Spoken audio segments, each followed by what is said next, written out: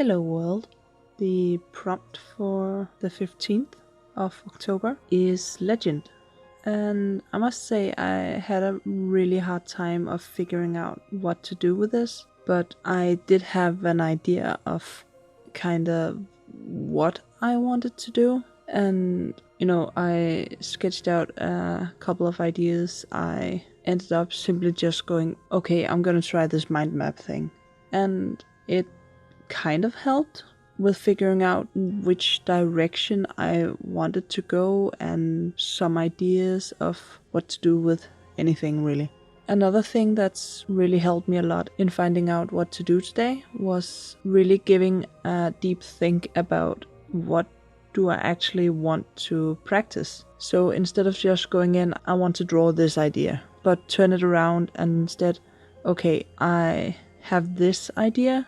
What can I put into the idea to make it more right? So I wanted to do stones and rocks, things like that, but I also wanted to practice more on focus of separating background layers. So I went with a simple view of a broken down stone with carvings, and I didn't want the carvings to be figurative, but give this otherworldly feeling of there's something meaningful written here, but I have no idea what it's trying to tell me. So a little bit alien-like. Just a little thing I would like to point towards is the number of stones in this stone circle matches the number of rings on the bottom of the etchings. Just because I thought it was a neat little detail and I just really want to share it. That was silly.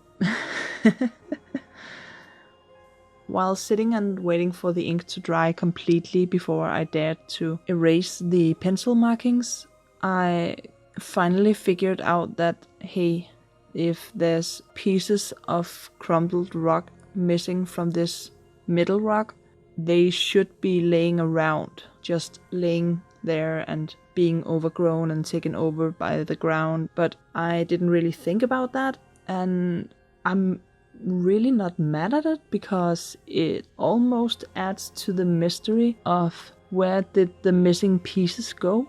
Have they just disappeared into the ether, or have someone moved them, and I don't know. What I do know is that I really like this one.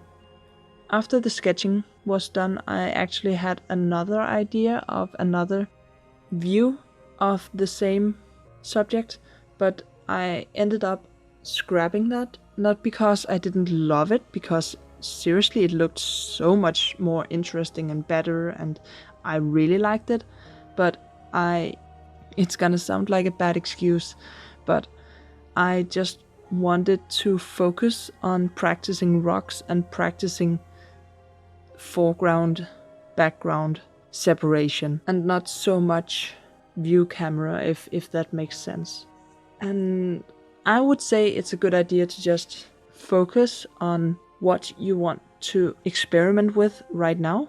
I'm not saying it's not an amazing idea to jump into a lot of different practice areas in one go, but for me, right now it just felt like a bit too much, and I didn't know if I could handle it all at once. So instead of risking modeling up the entire picture again, I narrowed my focus points down and did something I'm really, really proud of at the moment, and I can start figuring out other ways of showing a subject in another drawing. We're halfway through, we still have half a month to go, and I have lots of opportunities to keep experimenting and keep practicing, so I wouldn't actually think that it was a loss to just focus on one thing today.